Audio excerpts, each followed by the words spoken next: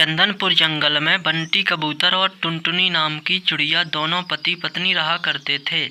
एक दिन बंटी और टुनटुनी में झगड़ा शुरू हो जाता है।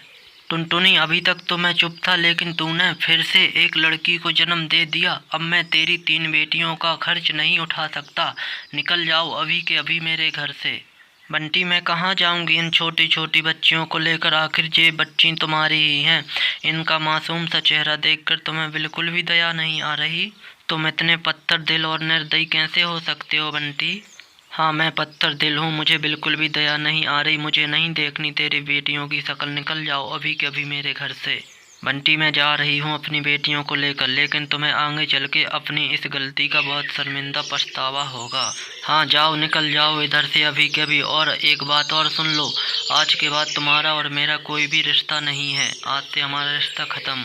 और फिर टुनटुनी पास के जंगल में रहने लगती है और अपने बेटियों का पेट पालने के लिए दूसरों के घरों में खाना बनाने का काम करने लगती है। और एक दिन, मम्मा बहुत भूख लग रही है, कुछ खाने को दे दो हमें। बेटा, अभी देती हूँ खाने को आपके लिए। और टुनटुनी अपनी तीनों बेटियों को खाना देती है। माँ, आप हमें रोज रोज सूखी रोटी ही देती हो। जब हम पापा के यहाँ थे तो हमें खिचड़ी भी मिलती थी खाने के लिए। माँ, हमें पापा ने क्यों निकाल दिया अपने घर से? बेटा, अब क्या बताऊँ आपको पापा ने क्यों निकाल दिया हमें घर से। तुम अब जल्दी से खाना खा लो, मैं आपके लिए कल खिचड़ी बनाऊंगी खाने के लिए। और फिर रात हो जाती है, सब कोई सो जाता है, लेकिन टुनटुनू की आंखों में बिल्कुल भी नींद नहीं आ रही थी। तभी उसके फ़ोन में उसकी सहेली का फ़ोन आता है। टुनटुनी, तुम आजकल कहाँ हो? बहुत ढूंढने के बाद तुम्हारा नंबर मिला। आजकल मैं बहुत परेशान हूँ। मुझे 3 बेटी होने की सज़ा मिली है। मेरे पति ने मुझे बेटियों के साथ घर से निकाल दिया है और पूरी तरह से रिश्ता तोड़ लिया है। टुनटुनी, तुम चिंता ना करो, तुम कल मुझसे मिलो। मैंने गरीब लोगों के लिए सिलाई सेंटर खोला है। तुम कल से मेरे इस सिलाई सेंटर में काम करना शुरू कर दे, और इस काम के लिए मैं तुम्हें अच्छा खासा बाजरा और अनाज दूंगी। क्या कहती है? कल से आ रही है ना तुम? हाँ, तुमने मेरा बुरी समय में साथ दिया है। और फिर टुनटुनी सिलाई सेंटर में काम करने लगती है और कुछ दिन ऐसे ही बीत जाते हैं। फिर टुनटुनी अपने तीनों बेटियों का एक अच्छे स्कूल में एडमिशन करा देती है।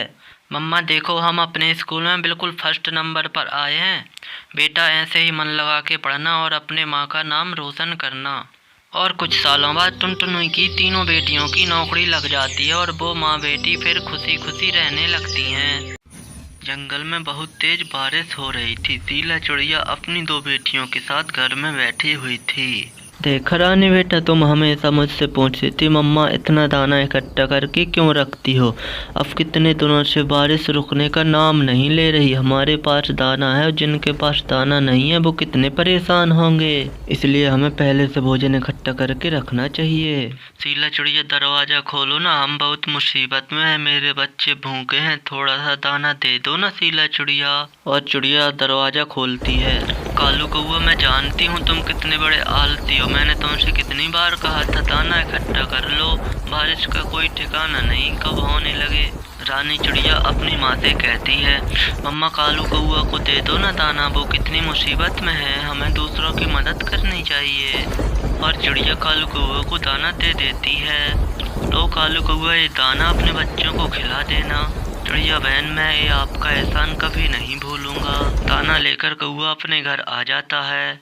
मैं उस शीला चिड़िया के पास दाना मांगने नहीं जाऊंगा, वो बहुत घमंडी है। कल बारिश बंद हो जाए, मैं दाना ढूंढने खुद जाऊंगा।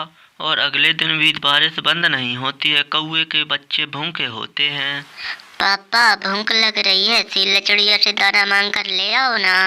अब कालू कौआ रात में चिड़िया के घर से दाना चुराने का प्लान बनाता है।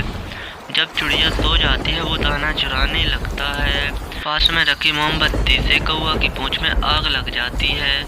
मेरी पूंछ में आग लग गई, कोई बुझाओ। तभी रानी चिड़िया आती है और उसकी पूंछ से आग बुझा देती है। और कौए को अपनी गलती का एहसास हो जाता है और वो चिड़िया से माफ़ी मांगता है। इसलिए हमें अच्छे समय में बुरे समय की तैयारी करके रखनी चाहिए।